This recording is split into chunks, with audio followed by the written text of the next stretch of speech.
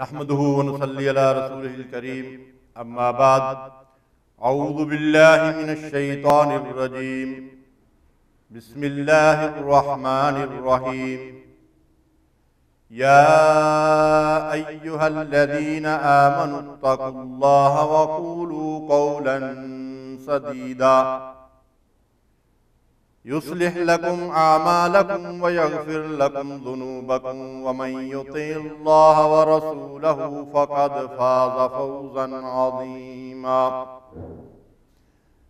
اے ایمان والو، اللہ کا تقوی اختیار کرو، ہمیشہ حق و صداقت کی بات کیا کرو، تمہارے اعمال اس سے درست ہو جائیں گے اور تمہارے گناہ بخش دیے جائیں گے۔ جو اللہ اور اس کے رسول کی اطاعت کریں گے یہی لوگ سب سے بڑی کامیابی حاصل کرنے والے ہیں۔ رب اشرح لی صدری ویسر لی امری واحلل عقدۃ من لسانی یفقہوا قولی۔ سبحانک لا علم لنا الا ما علمتنا انک انت العلیم الحکیم۔ اللہم صلی علی محمد وعلی آل محمد کما صلیت علی ابراہیم وعلی آل ابراہیم انک حمید مجید۔ اللہم بارک علی محمد وعلی آل محمد کما بارکت علی ابراہیم وعلی آل ابراہیم انک حمید مجید۔ معزز اور محترم سامعین، آج کے درس قرآن کا موضوع ہے سچ اور جھوٹ، سچائی کی اہمیت اور دنیا اور آخرت میں اس کے فوائد و ثمرات کیا ہیں۔ قرآن و سنت کی روشنی میں انشاءاللہ اس موضوع پہ آپ کے سامنے گفتگو کی جائے گی، اور اس کے مقابلے میں جھوٹ کی اقسام اور اس کا وبال، یعنی جھوٹ کے دنیا اور آخرت میں کیا نقصانات ہیں جو انسان کو اٹھانے پڑیں گے۔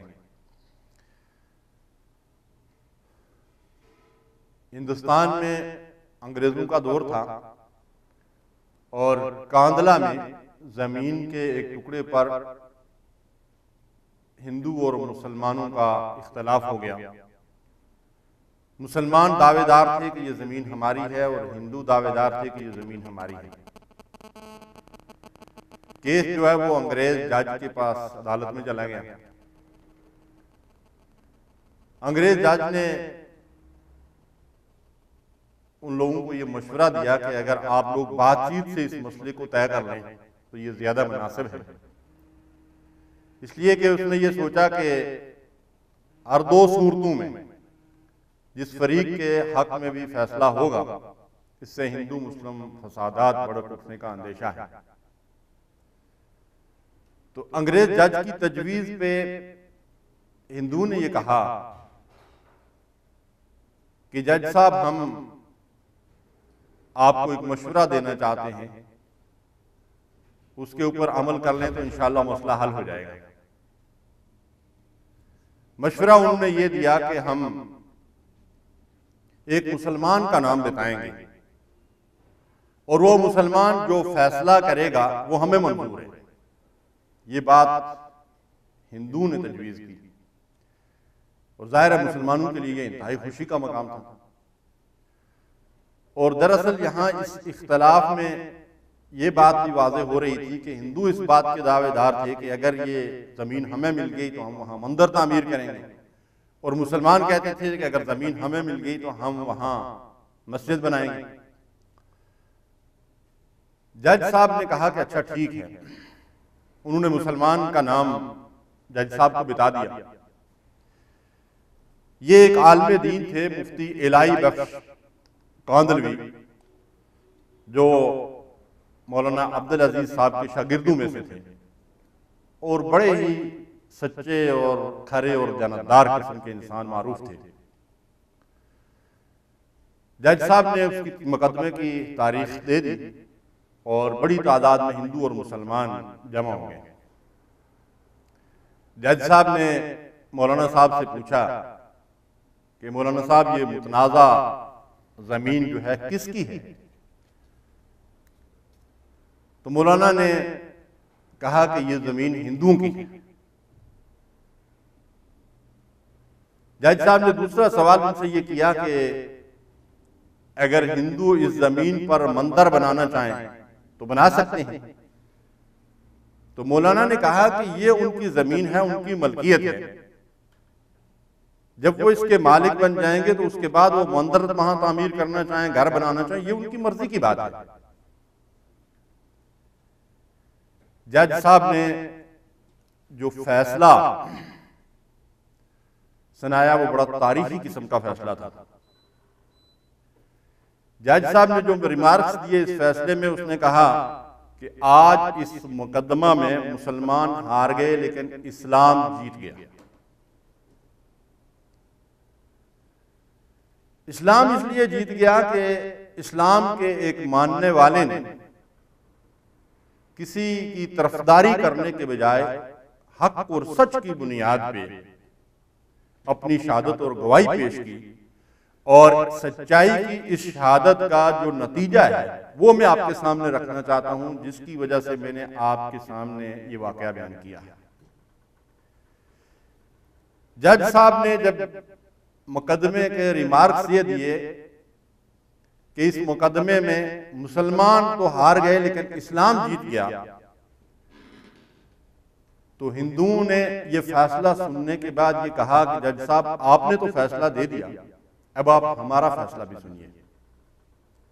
ہم سارے اسلام قبول کرنے کا اعلان کرتے ہیں، اور دوسرا اعلان یہ کرتے ہیں کہ ہم اس زمین پر اپنے ہاتھوں سے مسجد تعمیر کریں گے۔ اللہ اکبر۔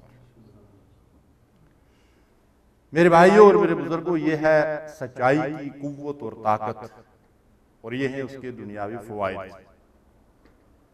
لیکن آج ہم مسلمانوں کا حال یہ ہے کہ ہم میں سے اکثر و بیشتر لوگ جو ہیں، آپ نے بھی کئی لوگوں سے یہ سنا ہوگا، کہتے ہیں جی آج کے دور میں سچ کہا جاتا ہے۔ جب سچ پر ہمارا ایمان اور یقین ہی نہیں ہوگا اور ہم سچ بولیں گے ہی نہیں تو وہ چلے گا۔ تو سب سے پہلی اور بنیادی بات یہ ہے کہ اس بات پہ ہمارا ایمان اور یقین ہو کہ سچ ہر دور میں چلتا ہے، اور سچائی ہی دراصل دنیا اور آخرت کی نجات کا ذریعہ ہے۔ سچائی دراصل صفت ربانی ہے۔ قرآن مجید میں اللہ تعالیٰ فرماتے ہیں قل صدق اللہ، کہو کہ سچ فرمایا اللہ تعالیٰ نے۔ اسی طرح فرمایا ومن اصدق من اللہ حدیثا، اللہ کی بات سے سچی بات اور کس کی ہو سکتی ہے؟ اور فرمایا ومن اصدق من اللہ قیلا، اللہ کے قول سے زیادہ سچ اور حق بات یا قول کس کا ہو سکتا ہے؟ نبی صلی اللہ علیہ وسلم کا خطبہ مسنونہ ہے جس میں آپ اس طرح آغاز فرماتے تھے ان اصدق الحدیث کتاب اللہ، کہ بے شک سب سے سچی بات اللہ کی کتاب ہے۔ اس کے مقابلے میں جو جھوٹ ہے، کیونکہ سچ اور جھوٹ ایک دوسرے کی ضد ہے، سچائی دراصل اسلام کی اور توحید کی اساس اور بنیاد ہے، اور اس کے مقابلے میں جھوٹ جو ہے وہ کفر اور نفاق کی بنیاد ہے۔ اس لیے قرآن مجید اٹھا کر اگر ہم اس کا مطالعہ کریں تو کافر اور مشرک اور منافق یہ سب دراصل جھوٹے ہوتے ہیں، قرآن اس کی شہادت دیتا ہے۔ اور جھوٹ دراصل شیطانی صفت ہے، اور سب سے پہلا جھوٹ شیطان نے بولا۔ جب آدم علیہ السلام کو اللہ تعالیٰ نے جنت میں رکھا تو شیطان نے آدم اور حوا کو ورغلانے کے لیے ان سے یہ کہا کہ جس درخت کا پھل کھانے سے اللہ تعالیٰ نے تم دونوں کو منع کیا ہے، اس کی وجہ دراصل یہ ہے کہ اگر تم یہ پھل کھا لو تو تم ہمیشہ کے لیے جنت میں رہو گے اور تمہیں ہمیشہ کی بادشاہی مل جائے گی۔ اور یہ ایک بہت بڑا جھوٹ تھا جو شیطان نے بولا، اور اس جھوٹ کا ذکر قرآن مجید میں اللہ تعالیٰ نے کیا ہے وَقَاسَمَهُمَا إِنِّي لَكُمَا لَمِنَ النَّاصِحِينَ، اس نے قسم کھا کر آدم اور حوا سے یہ کہا کہ میں تم دونوں کے ساتھ خیرخواہی کر رہا ہوں۔ یعنی اس نے خیرخواہ بن کر جب ان کے سامنے قسم کھائی تو دراصل ایک نیکوکار انسان کے لیے، اور وہ بھی اللہ کا نبی ہو، جب کوئی اللہ کے نام کی قسم کھا کر کچھ کہے تو اس کو جھٹلانا بڑا مشکل ہوتا ہے. تو اس طرح اس نے خیر خواہی کا اظہار کر کے آدم اور حوا کے سامنے قسم کھا کر یہ بات کہی. تو اللہ تعالیٰ فرماتے ہیں فَنَسِيَ آدم علیہ السلام اللہ تعالیٰ کی اس نصیحت کو بھول گئے اور اس کے نتیجے میں انہوں نے وہ پھل کھا لیا اور پھر اس کی وجہ سے اللہ تعالیٰ نے ان کو جنت سے نکال دیا. تو یہ شیطان کا پہلا حربہ تھا کہ اس نے آدم اور حوا کے سامنے جھوٹ بولا اور وہ بدحائی کر رہا تھا، خیرخواہی کا محض اظہار کر رہا تھا. تو اس سے ہم اندازہ لگا سکتے ہیں کہ سچائی دراصل اسلام اور ایمان اور توحید کی بنیاد ہے، اور اس کے مقابلے میں جھوٹ جو ہے وہ شیطانی صفت ہے، اور کفر اور شرک اور نفاق کی بنیاد جو ہے وہ جھوٹ ہے. صدق اور سچائی انبیاء اور رسولوں کی ایک خاص صفت ہے جس کا ذکر اللہ تعالیٰ نے قرآن مجید میں کیا ہے اور احادیث میں بھی اس کا ذکر ملتا ہے. اللہ تعالیٰ نے انبیاء اور رسولوں کو مقام صدیقیت عطا فرمایا ہے، اور صدیق کے معنی ہوتے ہیں بہت سچ بولنے والا، سچائی میں کامل اور عمل سے اپنی بات کو سچا کر دکھانے والا بڑا نیکوکار. یہ صدیق کے معنی ہوتے ہیں. قرآن مجید میں بعض انبیاء کا اللہ تعالیٰ نے ذکر کیا ہے. یوسف علیہ السلام کے پاس جب خوابوں کی تعبیر معلوم کرنے کے لیے لوگ آئے تو انہوں نے یوسف علیہ السلام کو یوں مخاطب کیا، یوسف ایھا الصدیق، اے یوسف جو انتہائی سچ بولنے والے ہیں. اسی طرح سیدنا ابراہیم علیہ السلام کا ذکر قرآن میں ملتا ہے کہ وَاذْكُرْ فِي الْكِتَابِ إِبْرَاهِيمَ إِنَّهُ كَانَ صِدِّيقًا نَبِيًّا. اور ادریس علیہ السلام کا ذکر ملتا ہے وَاذْكُرْ فِي الْكِتَابِ إِدْرِيسَ إِنَّهُ كَانَ صِدِّيقًا نَبِيًّا. تو یہ انبیاء علیہ السلام کی صفت ہے صدیقیت، یعنی وہ سچائی اور حق گوئی میں کامل انسان تھے.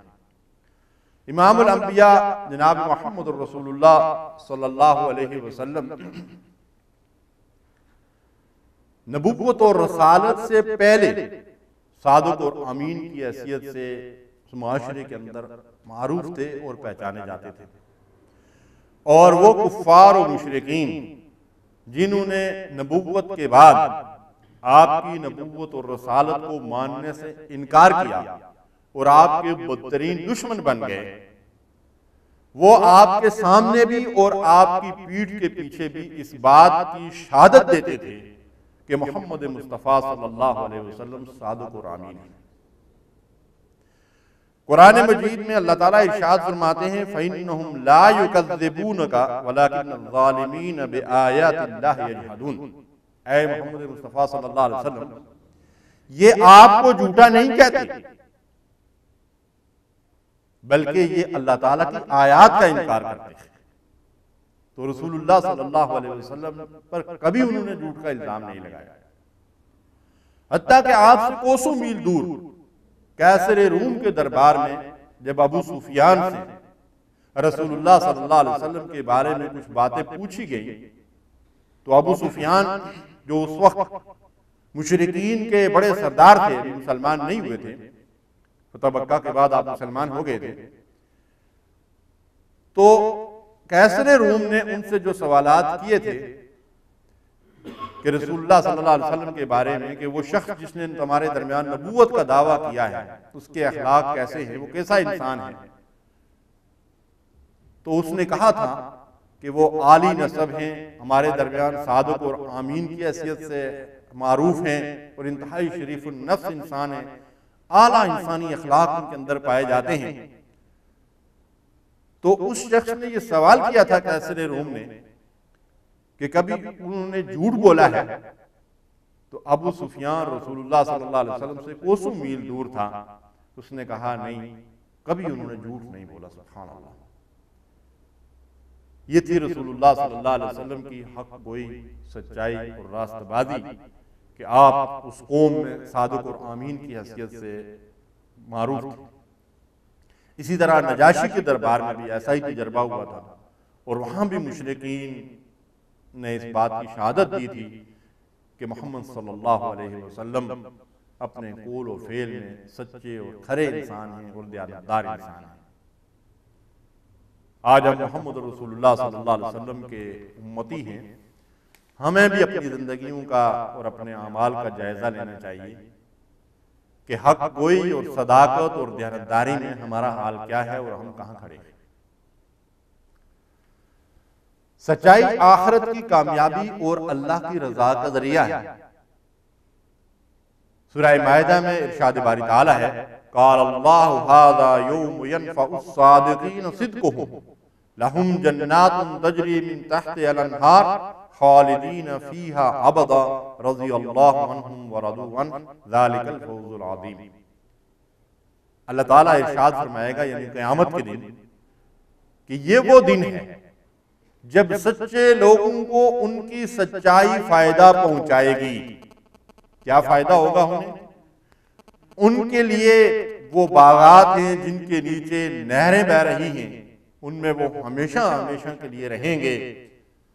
اللہ ان سے راضی اور وہ اللہ سے راضی ہیں، اور یہ ہے فوز عظیم، سب سے بڑی کامیابی۔ سبحان اللہ، یہ سب سے بڑی کامیابی کن لوگوں کو قیامت کے دن حاصل ہوگی؟ سچے لوگوں کو، جو دنیا میں ہمیشہ ہر حال میں سچائی پر قائم رہے اور حق گوئی اور راستہ بازی ان کی نمایاں صفت رہی ہے۔ آخرت میں اللہ ان سے راضی اور وہ اللہ سے راضی، اور اللہ کی رضا و رضوان اللہ اکبر۔ قرآن اس بات کی شہادت دیتا ہے کہ یہ ہے وہ سب سے بڑی چیز جس کے لیے کہ انسان کو ساری زندگی تگودو اور کوشش کرنی چاہیے کہ اس کا رب اس سے راضی ہو جائے۔ رب تب راضی ہوگا جب ہم حق و صداقت کی راہ کو اختیار کریں گے۔ یا ایھا الذین آمنوا اتقوا اللہ وکونوا مع الصادقین، اے ایمان والو اللہ کا تقوی اختیار کرو اور ہمیشہ سچے لوگوں کا ساتھ دو، سچے لوگوں کے ساتھ رہو، سود بھی سچ بولو اور حمایتی بھی سچے لوگوں کے بن کر کھڑے ہوا کرو۔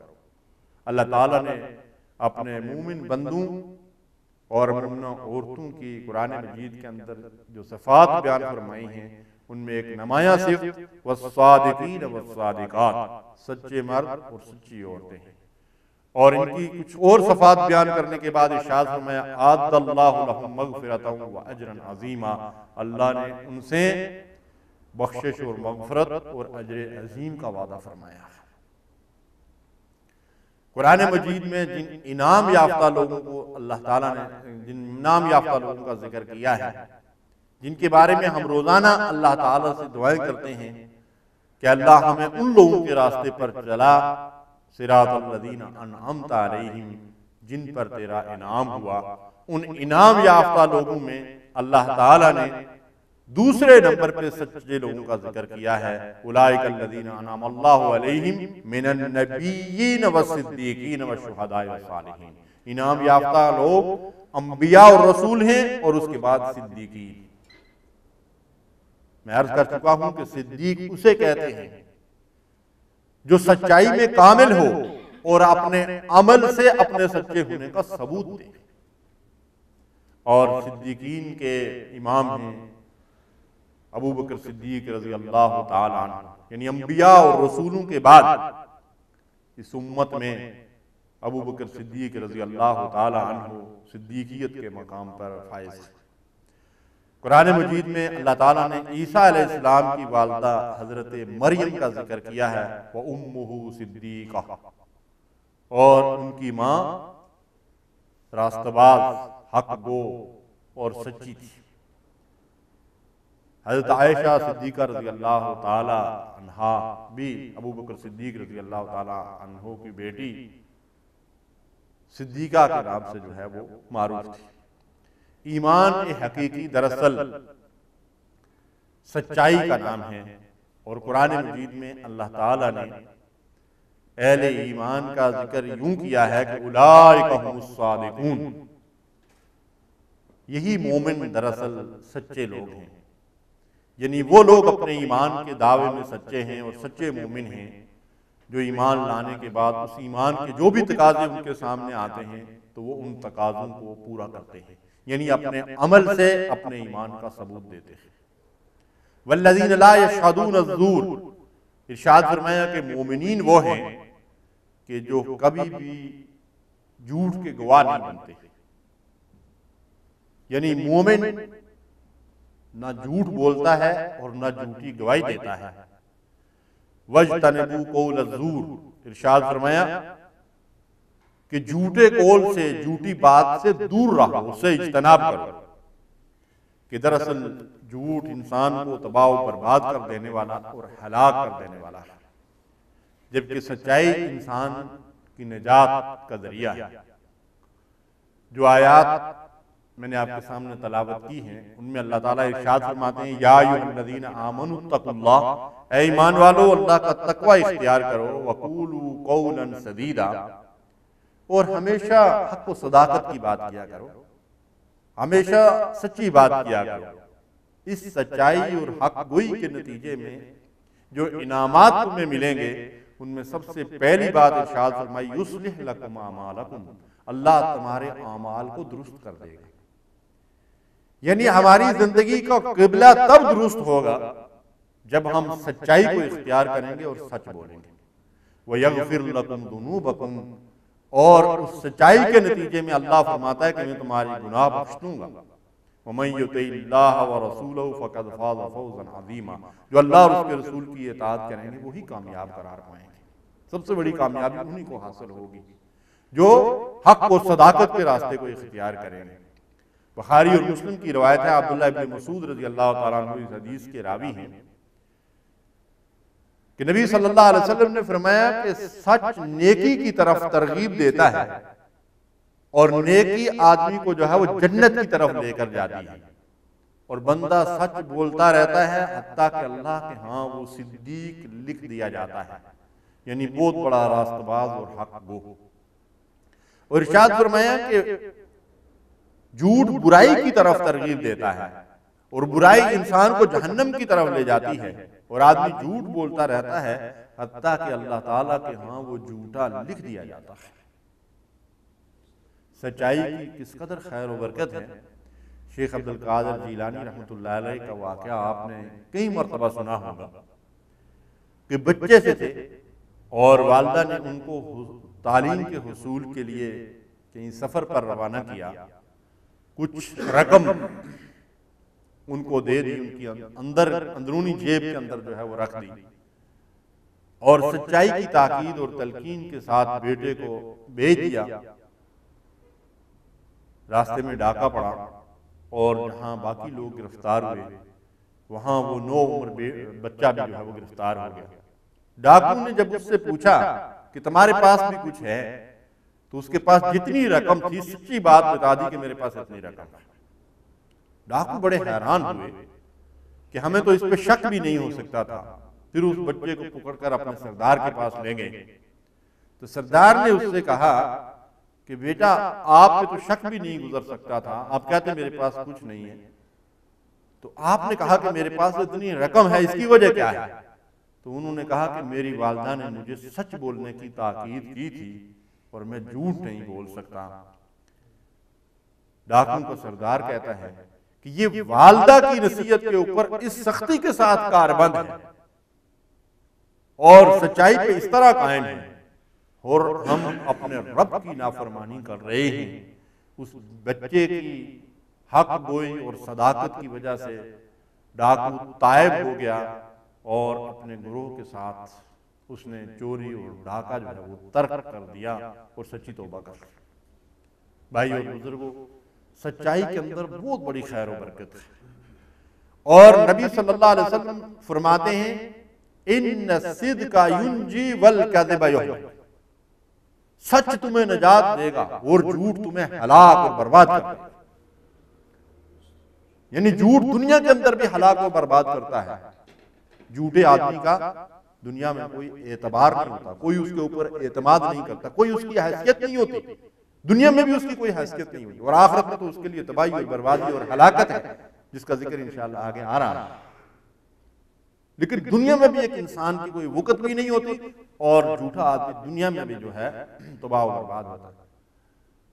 آپ نے بھی بچپن میں کہیں کسی اردو کی کتاب میں وہ کہانی جو ہے وہ پڑھی ہوگی کہ ایک چرواہا جنگل میں بکریاں چرانے کے لیے جاتا تھا،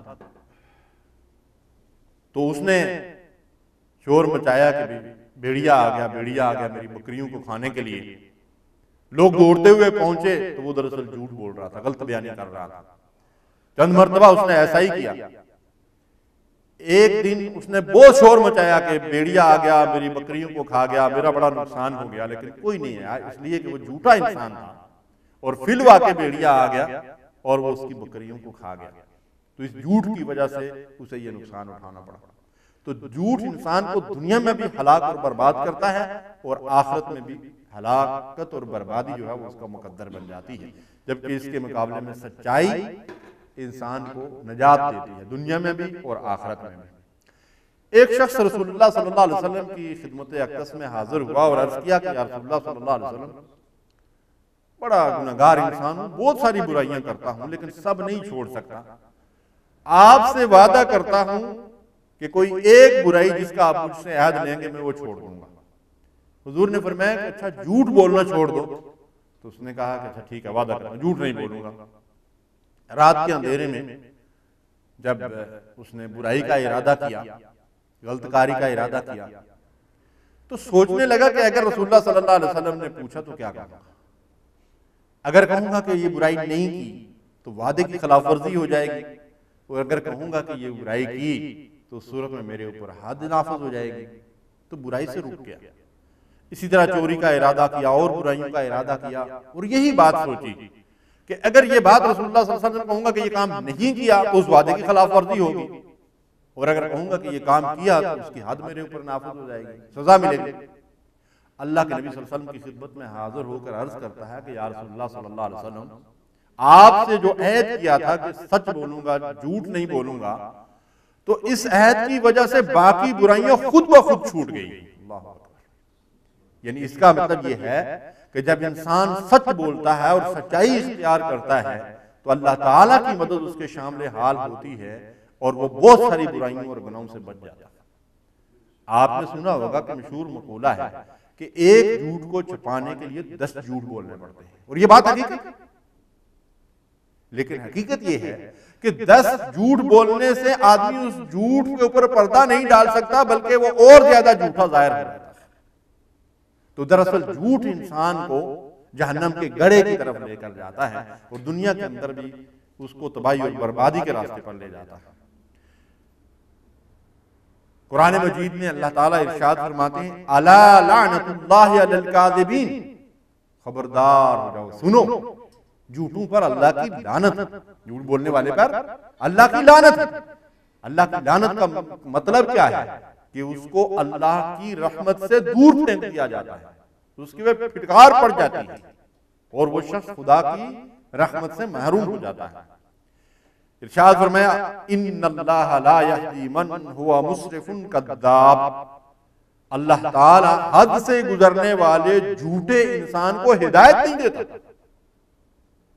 یعنی جو لوگ جھوٹ بولتے ہیں اور اللہ کی مقرر کی ہوئی حدود کو پھلانگ ڈالتے ہیں، وہ ہدایت سے محروم ہو جاتے ہیں۔ دوسری جگہ فرمایا ان اللہ لا یہدی من ہوا کاذب کفار، جو ناشکرا اور جھوٹا ہو اللہ اس کو ہدایت نہیں دیتا۔ دیکھیے بھائی اور بزرگوں، ہدایت اللہ کی سب سے بڑی نعمت ہے اس دنیا کے اندر، اور آدمی اس ہدایت سے محروم ہو جاتا ہے جب وہ جھوٹ بولتا ہے۔ یعنی جھوٹ بولتے بولتے گویا کہ اس مقام پر پہنچ جاتا ہے کہ اللہ تعالیٰ کی طرف سے اسے نعمت ہدایت سے محروم کر دیا جاتا ہے۔ اسی طرح نبی صلی اللہ علیہ وسلم نے فرمایا کہ منافق کی 3 نشانیاں ہیں، آیات المنافق ثلاث وَإِنْ صَلَّى وَصَامَ وَزَعَمَ أَنَّهُ مُسْلِمٌ، یہ 3 نشانیاں جس کے اندر ہوں وہ منافق ہوتا ہے، اگرچہ وہ نمازیں پڑھے اور روزے رکھے اور اپنے آپ کو مسلمان سمجھتا ہو۔ اذا حدث کذب، جب بات کرتا ہے تو جھوٹ بولتا ہے، وَإِذَا اؤْتُمِنَ خَانَ، جب اس کے پاس کوئی امانت رکھی جائے، کہیں اس کو امین بنایا جائے تو وہ بددیانتی اور خیانت کرتا ہے، وَإِذَا وَعَدَ أَخْلَفَ، اور جب وعدہ کرتا ہے تو اس کی خلاف ورزی کرتا ہے۔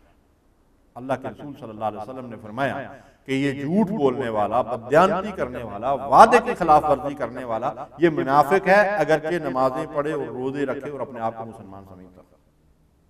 اور ایک دوسری روایت میں ہے کہ 4 خصلتیں جس انسان کے اندر جمع ہو جائیں کانا منافقاً خالصاً، وہ پکا منافق ہو جاتا ہے۔ اور ان 3 کے ساتھ اس حدیث میں چوتھی جس خصلت کا ذکر کیا گیا ہے وہ ہے گالی گلوچ، کہ جب اس کا کسی سے نزاع اور جھگڑا اور اختلاف ہوتا ہے تو وہ بد زبانی اور بد کلامی کرتا ہے، گالی گلوچ کرتا ہے۔ آپ اندازہ لگا لیجئے کہ یہ 4 صفات جس انسان کے اندر ہوں اسے پکا منافق کہا گیا، رسول اللہ صلی اللہ علیہ وسلم نے فرمایا۔ اور نماز روزے کے باوجود اور اپنے آپ کو مسلمان سمجھنے کے باوجود حضور نے فرمایا کہ وہ شخص منافق ہو جاتا ہے۔ اور آج ہمارا حال کیا ہے؟ اللہ کے نبی صلی اللہ علیہ وسلم نے اور قرآن مجید نے جھوٹ کو نفاق کا نقطہ آغاز قرار دیا ہے۔ واللہ یشہد ان المنافقین لکاذبون، اللہ اس بات کی شہادت دیتا ہے کہ منافق جھوٹے ہوتے ہیں، یعنی وہ جھوٹ بولتے ہیں اور جھوٹ ان کی گٹی کے اندر رچا بسا ہوتا ہے۔ اس کا مطلب یہ ہے کہ جھوٹ سے ہمیں بچنا چاہیے کہ یہ انسان کے دل کے اندر جو ہے وہ نفاق پیدا کرتا ہے۔ اس کی کتنی بدترین سزا ہے۔ اس کا ایک منظر ایک حدیث کے ذریعے سے ہمارے سامنے آتا ہے کہ اللہ کے نبی صلی اللہ علیہ وسلم نے فرمایا کہ ایک رات مجھے فرشتے اپنے ساتھ لے گئے اور میں نے ایک منظر یہ دیکھا کہ ایک شخص ہے کہ لوہے کے آنکڑے سے اس کی باچھیں جو ہیں وہ چیری جاتی ہیں، ایک طرف سے اس کے منہ میں وہ لوہے کا آنکڑا ڈالا جاتا ہے اور اس کو چیرتے ہوئے اس کی پیچھے گدی تک لے جاتے ہیں، پھر اس کی آنکھ میں اسی طریقے سے اس کو ڈالا جاتا ہے اور اس کو پیچھے تک لے جایا جاتا ہے، پھر اس کے ناک کے نرخرے میں اسے ڈالا جاتا ہے اور پیچھے تک اس کو لے جایا جاتا ہے، پھر اس کے منہ کے دوسری سائیڈ میں ایسا ہی عمل کیا جاتا ہے، اور جب دوسری سائیڈ میں یہی عمل دہرایا جاتا ہے تو اس کی پہلی سائیڈ جو ہے درست ہو جاتی ہے اور فرشتہ پھر اس کو دائیں طرف سے اسی طریقے سے جو ہے چیرتا ہے۔ میں نے فرشتے سے پوچھا کہ یہ کیا ماجرا ہے؟ تو فرشتے نے جواب دیا کہ یہ وہ شخص ہے جو جب گھر سے نکلتا تھا تو زندگی کے ہر معاملے میں جھوٹ بولتا تھا، یہ اس کی سزا ہے، قیامت تک اس کو یہ سزا اس طرح ملتی رہے۔ بھائیو اور بزرگوں، کیا اس واقعے میں ہمارے لیے عبرت کا سامان موجود نہیں ہے؟ قرآن اور حدیث میں اتنی رہنمائی ہونے کے باوجود ہم مسلمان کس قدر جھوٹ بولتے ہیں، کس طرح بددیانتیوں اور خیانتیں کرتے ہیں اور کس طرح وعدے کی خلاف ورزی کرتے ہیں، جبکہ انبیاء اور رسولوں کی بنیادی صفت اور مومن کی بنیادی پہچان ہی سچائی، حق گوئی اور راستہ بازی ہے اور دیانتداری ہے اور عہد و پیمان کی پاسداری ہے۔ نبی صلی اللہ علیہ وسلم نے فرمایا کہ آدمی کے جھوٹا ہونے کے لیے صرف اتنی بات کافی ہے کہ وہ سنی سنائی بات دوسروں میں پھیلاتا پھرے بغیر کسی تفتیش اور تحقیق کے۔ جب ہم کسی سے کوئی ایسی بات سنیں جس میں جھوٹ کا معمولی سا بھی احتمال ہو تو ہمیں کبھی تحقیق کے بغیر اس بات کا آگے ذکر نہیں کرنا چاہیے۔ اللہ کے نبی صلی اللہ علیہ وسلم نے فرمایا کہ مومن سب کچھ ہو سکتا ہے مگر خائن یعنی بددیانت اور جھوٹا نہیں ہو سکتا۔ یعنی مومن کے اندر بہت ساری کمزوریاں تو ہو سکتی ہیں لیکن وہ جھوٹا اور خائن نہیں ہو سکتا۔ نبی صلی اللہ علیہ وسلم نے فرمایا کہ بہت بڑی خیانت ہے کہ تم اپنے بھائی سے کوئی بات کرو وہ تمہیں سچا سمجھ رہا ہو جبکہ تم اس سے جھوٹ بول رہے ہو۔ یہ ترمذی کی روایت ہے۔ یعنی کسی مسلمان کے ساتھ ہم غلط بیانی کر رہے ہیں، جھوٹ بول رہے ہیں جبکہ وہ ہمیں سچا سمجھ رہا ہو تو حضور نے فرمایا کہ یہ بہت بڑی خیانت ہے، یہ دھوکہ بھی ہے، جھوٹ بھی ہے اور خیانت بھی ہے۔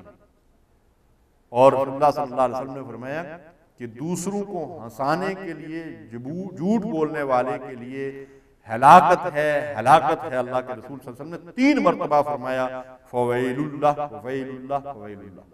جو شخص دوسروں کو ہنسانے کے لیے جھوٹ بولتا ہے اس کے لیے ہلاکت اور بربادی۔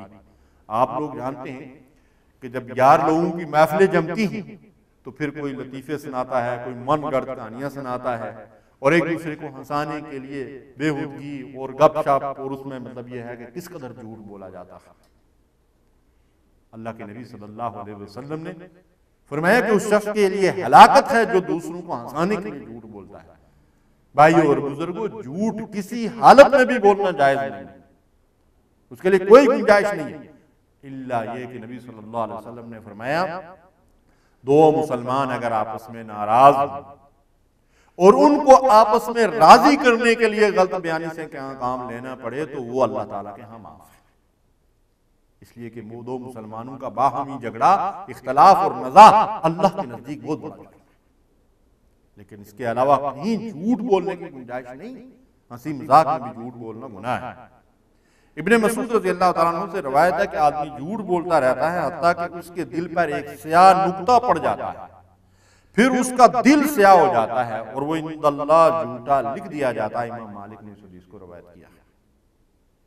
ایک متفق علیہ حدیث ہے، اس میں ایک معمولی سی بات، لیکن آپ اس واقعے پہ غور کیجئے، بخاری اور مسلم کی یہ روایت ہے کہ ایک عورت نے کہا کہ یا رسول اللہ صلی اللہ علیہ وسلم میری ایک سوکن ہے، کیا میرے لیے اس میں کوئی حرج ہے کہ شوہر جو کچھ مجھے دیتا ہے اس کے علاوہ بھی میں اپنی سوکن کے اوپر اپنی خوشحالی ظاہر کرنے کے لیے کچھ اخراجات کروں اور سوکن یہ سمجھے کہ یہ مال بھی اسے شوہر نے دیا ہے؟ تو آپ صلی اللہ علیہ وسلم نے فرمایا کہ خلاف واقعہ خوشحالی کا اظہار کرنے والا اس شخص کی طرح ہے جس نے جھوٹ کا لباس زیب تن کیا ہوا ہے۔ یعنی اس کا مطلب کیا ہے کہ فخر اور نمائش اور دوسروں کو دکھانے کے لیے اپنی پوزیشن سے بڑھ کر دکھلاوا کرنا، یہ بھی بہترین جھوٹ ہے، اور ایسا کرنے والا شخص گویا کیسا ہے حدیث کی روح سے کہ گویا کہ اس نے جھوٹ کا لباس پہن رکھا ہے، اس نے جھوٹ کا لبادہ اوڑھ رکھا ہے۔ آج ہمارے ہاں یہ تو معمولی سی بات ہے، لوگ شادی بیاہ کے معاملات میں، خوشی اور غمی کے مواقع پہ اور بعض دوسرے مواقع پہ اپنی حیثیت سے بڑھ کر نمود و نمائش کے لیے کیا کچھ کرتے ہیں، جس میں اسراف بھی ہوتا ہے اور اس کے ساتھ ساتھ جھوٹ بھی ہوتا ہے۔ تو ہمیں چاہیے کہ ایسی چیزوں سے اپنے آپ کو بچائیں اور ہلاکت اور بربادی سے اپنے آپ کو بچائیں۔ ایک صحابی رسول فرماتے ہیں کہ میں بچہ سا تھا، اللہ کے نبی صلی اللہ علیہ وسلم ہمارے گھر تشریف لائے تو رسول اللہ صلی اللہ علیہ وسلم کے سامنے میری والدہ نے مجھے مٹھی بند کر کے اپنی طرف بلایا۔ میری والدہ سے اللہ کے نبی صلی اللہ علیہ وسلم نے پوچھا کہ تمہاری مٹھی میں کیا ہے، تو انہوں نے مٹھی کھول کر کھجور دکھائی، تو اللہ کے رسول صلی اللہ علیہ وسلم نے فرمایا کہ اگر تیری مٹھی خالی ہوتی تو تیرے نامہ اعمال میں جھوٹ لکھا جاتا۔ اللہ اکبر۔ یعنی ہم گھر میں چھوٹے بچوں کو جو بڑے ہوتے ہیں وہ بعض اوقات ان کو بہلانے کے لیے ان سے غلط بیانی کرتے ہیں، کسی کو کہتے ہیں یہ کام یوں کر لو تو میں تمہیں کھلونا لا کے دوں گا، کھلونا سے کچھ نہیں ملتا، کسی کو اپنی طرف بلا رہے ہوتے ہیں، مٹھی بند کر کے مٹھی کے اندر کچھ نہیں ہوتا۔ بہت سارے اس معاملے میں ہم جو ہے وہ کیا کرتے ہیں، احتیاط نہیں برتتے۔ اچھا بعض اوقات تو ایسا بھی ہوتا ہے کوئی باہر سے فون کرتا ہے اور صاحب بہادر گھر میں موجود ہوتے ہیں، اپنے ہی معصوم سے بچے یا بچی سے یہ کہتے ہیں، اگر کسی سے ملنا نہ چاہیں، بات نہ کرنا چاہیں یا کوئی اور مسئلہ ہو تو کیا دیتے ہیں کہ جی انکل سے کہیں، ماموں سے کہیں، فلاں سے کہیں کہ ابو گھر میں نہیں۔ یہ کیا ہو رہا ہے؟ آپ اپنے بچوں کو جھوٹ کی تعلیم و تربیت دے رہے ہیں، چھوٹے بچوں کو آپ کیا ظلم کر رہے ہیں ان کے اوپر؟ تو حدیث سے ہمیں کیا رہنمائی ملتی ہے کہ ہم چھوٹے بچوں کے سامنے کبھی ایسی حرکت نہ کریں، اس سے ان کو جھوٹ کی ترغیب ملتی ہے، اور یہی چیز پھر ان کے اندر چھوٹے بچے کہا جاتا ہے نا کہ یہ خالی کیسٹیں ہوتی ہیں، آپ کا ہر عمل، آپ کی ہر حرکت گھر کے اندر جو کچھ بھی بڑے کر رہے ہیں یہ ان کیسٹوں کے اندر بھرا جا رہا ہے، جب وہ بڑے ہوں گے تو یہی کچھ ان کے اندر سے نکلے گا۔ تو کبھی بھی کسی صورت میں جھوٹ نہیں بولنا چاہیے، اور جھوٹ جو ہے اس کی تربیت جو ہے وہ اولاد کو نہیں دینی چاہیے، بلکہ ہمیشہ ان کو سچائی کی تعلیم و تربیت دینی چاہیے۔ نبی صلی اللہ علیہ وسلم نے فرمایا سب سے بڑی خیانت یہ ہے کہ تم اپنے مسلمان بھائی سے جھوٹ بولو جبکہ تمہیں سچا سمجھ رہا ہو۔ قتل الخراصون، قرآن کہتا ہے کہ ہلاک ہو گئے جھوٹ بولنے والے، برباد ہو گئے جھوٹ بولنے والے۔ نبی صلی اللہ علیہ وسلم نے ایک موقع پہ صحابہ سے فرمایا کہ میں تمہیں ہلاک کر دینے والے گناہوں کے بارے میں نہ بتاؤں؟ صحابہ نے عرض کیا یا رسول اللہ صلی اللہ علیہ وسلم ضرور بتائیے۔ اللہ کے رسول صلی اللہ علیہ وسلم نے فرمایا اللہ کے ساتھ شرک، ارشاد فرمایا والدین کو ایذا دینا، اور تیسرے نمبر پہ ارشاد فرمایا کہ جھوٹی گواہی۔ جب رسول اللہ صلی اللہ علیہ وسلم نے جھوٹی گواہی کا ذکر کیا تو صحابہ فرماتے ہیں کہ اللہ کے رسول صلی اللہ علیہ وسلم کا چہرہ مبارک غصے سے سرخ ہو گیا، اور صحابہ فرماتے ہیں کہ جب اس طرح کی کیفیت ہوتی تھی تو رسول اللہ صلی اللہ علیہ وسلم کا چہرہ مبارک ایسے ہوتا تھا جیسے اس کے اوپر انار نچوڑے ہوئے، اور اللہ کے رسول صلی اللہ علیہ وسلم سیدھے ہو کر بیٹھ گئے اور بار بار شہادت الزور اور شہادت الزور کا ذکر تکرار کے ساتھ کرتے تھے، جھوٹی گواہی جھوٹی گواہی۔ گویا اللہ کے نبی صلی اللہ علیہ وسلم کے نزدیک جھوٹی گواہی بہت بڑا گناہ تھا۔ تو ان تین گناہوں کا رسول اللہ صلی اللہ علیہ وسلم نے ذکر کیا کہ یہ انسان کو ہلاک کر دینے والے ہیں، اللہ کے ساتھ شرک اور والدین کو ایذا پہنچانا اور جھوٹی گواہی۔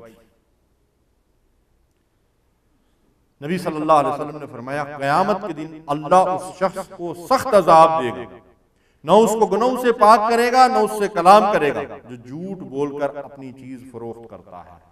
خرید فروخت، معاملات، لین دین، تجارت اور کاروبار میں جھوٹ یہ تو آج رواج بن چکا ہے۔ اللہ کے نبی صلی اللہ علیہ وسلم نے کتنے شدید وعید سنائی اس شخص کے لیے جو جھوٹ بول کر اپنی کوئی چیز فروخت کرتا ہے کہ قیامت کے دن اللہ اسے سخت عذاب دے گا، اللہ اس سے ہم کلام نہیں ہوگا اور اس کو گناہوں سے پاک نہیں کرے گا۔ ارشاد فرمایا جس نے جھوٹی قسم کھا کر کسی مسلمان کا مال ناحق حاصل کیا وہ اللہ سے اس طرح ملاقات کرے گا کہ اللہ اس پر غضبناک ہوگا، اور دوسری روایت ہے کہ اللہ اس پر جہنم واجب اور جنت حرام کر دے گا جس نے جھوٹی قسم کھا کر کسی مسلمان کا مال ناحق حاصل کیا۔ اس حدیث میں آگے یہ وضاحت ملتی ہے کہ صحابہ نے رسول اللہ صلی اللہ علیہ وسلم نے عرض کیا کہ یا رسول اللہ صلی اللہ علیہ وسلم اگر کسی نے کوئی معمولی چیز جھوٹی قسم کھا کر لی ہو تو پھر بھی اس کی یہی سزا ہے، تو اللہ کے نبی صلی اللہ علیہ وسلم نے فرمایا کہ اگرچہ وہ پیلو کی لکڑی یعنی مسواک ہی کیوں، کہ اگر مسواک اتنی حقیر سی چیز بھی کوئی جھوٹی قسم کھا کر کسی دوسرے کی ناحق لے لے گا تو قیامت کے دن اسے جہنم کی سزا کا مستحق بنا دیا جائے گا۔ اسے آپ اندازہ لگائیے کہ یہ جھوٹ بولنا اور جھوٹی قسم کھانا اور جھوٹی گواہی دینا کتنا بڑا جرم عظیم ہے۔ آج ہمارا حال کیا ہے؟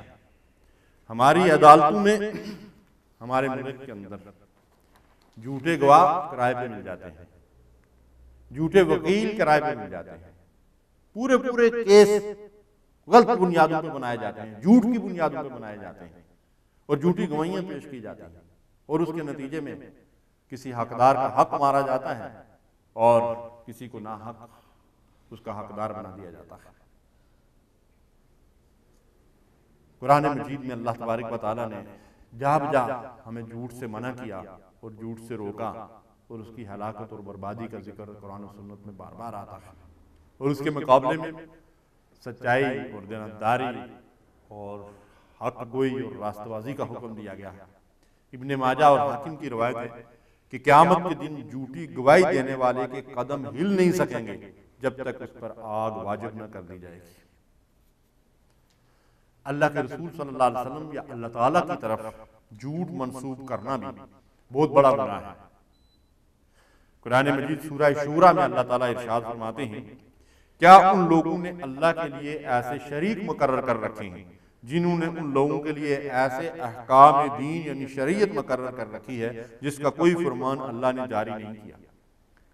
یعنی بعض لوگ دنیا کے اندر ایسے طاغوت ہیں، ایسے دجال ہیں کہ وہ اللہ اور اس کے رسول کے فرمان کے مقابلے میں خود چیزیں گڑھتے ہیں اور ان کو دین اور شریعت کے نام سے لوگوں کے سامنے پیش کرتے ہیں۔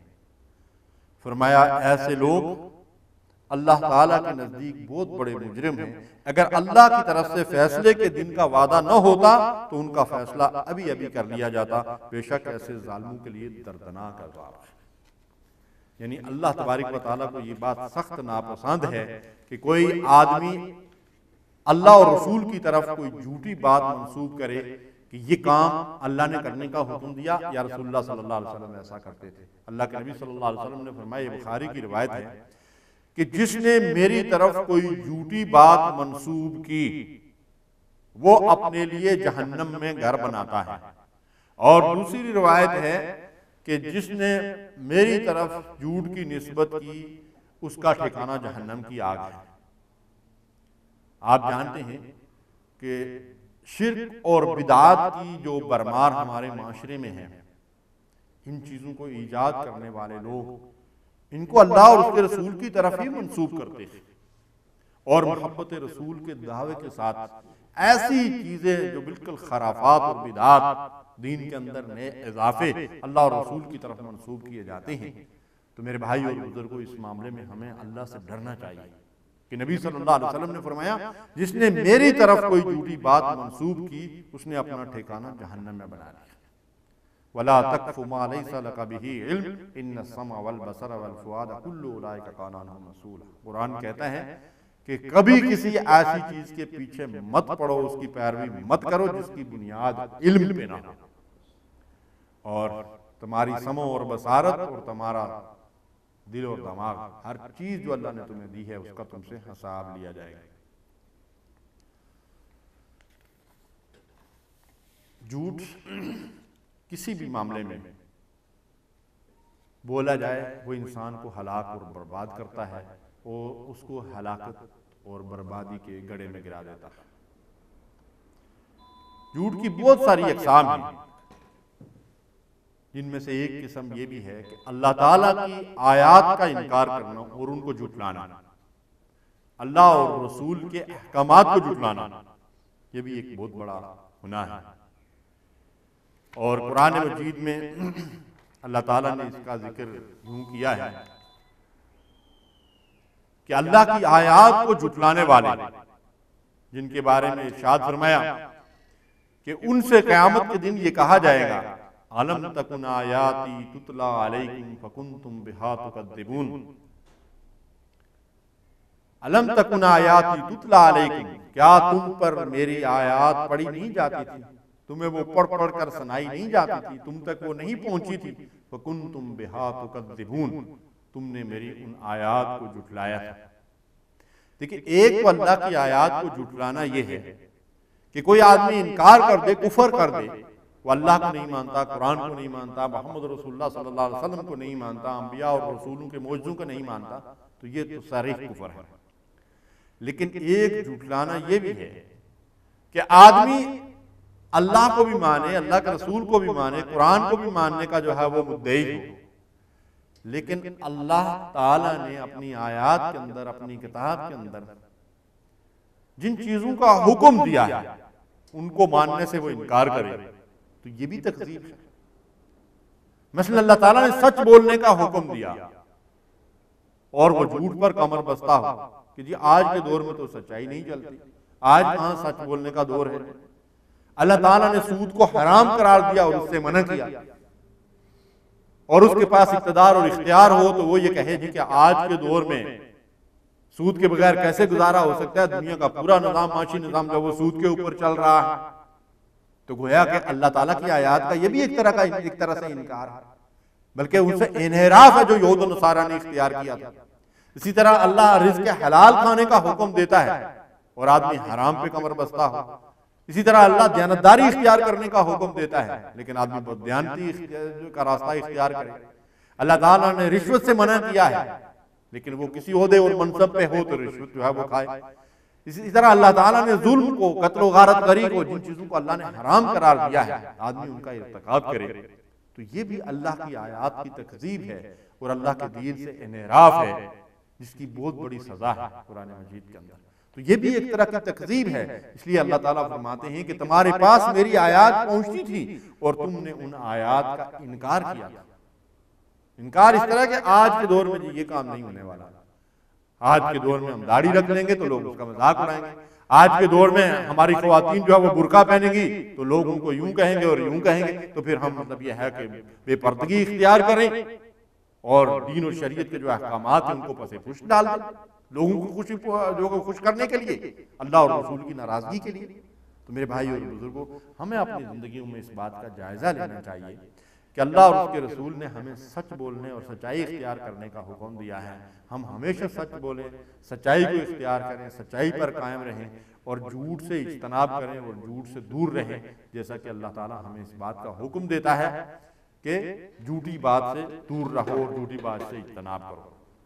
آج کی جو گفتگو ہے اس کا خلاصہ یہ ہے کہ سچائی، حق گوئی انبیاء اور رسولوں کی خاص صفت ہے، اور یہ مومنین کی امتیازی پہچان ہے، اور صدق و سچائی اللہ کی رضا اور آخرت کی کامیابی کا ذریعہ ہے۔ سچائی سے انسان کے تمام اعمال کی اصلاح ہوتی ہے، اور سچائی گناہوں کی بخشش کا ذریعہ ہے۔ جھوٹ دنیا اور آخرت کی تباہی اور ہلاکت اور بربادی کا ذریعہ ہے۔ جھوٹ کی سزا دنیا میں رائے ہدایت سے محرومی اور آخرت میں جہنم کی آگ ہے۔ ہنسی مذاق میں بھی جھوٹ بولنا بہت بڑا گناہ ہے۔ جھوٹی قسم کھانا، جھوٹی گواہی دینا اور جھوٹ کی تشہیر کرنا، اللہ اور اس کے رسول کی طرف جھوٹی بات منسوب کرنا، یہ سب کبیرہ گناہ ہیں جو اللہ کے غضب کو بھڑکانے کا ذریعہ بنتے ہیں اور اللہ کی ناراضگی کا ذریعہ ہیں۔ اللہ رب العالمین سے دعا ہے کہ وہ ہمیں ہمیشہ سچ بولنے اور سچائی پر قائم رہنے کی توفیق دے، اور جھوٹ سے ہمیں نجات عطا فرمائے۔ وآخر دعوانا ان الحمدللہ رب العالمین، وصلی اللہ علی نبینا محمد وعلی آلہ وصحبہ اجمعین۔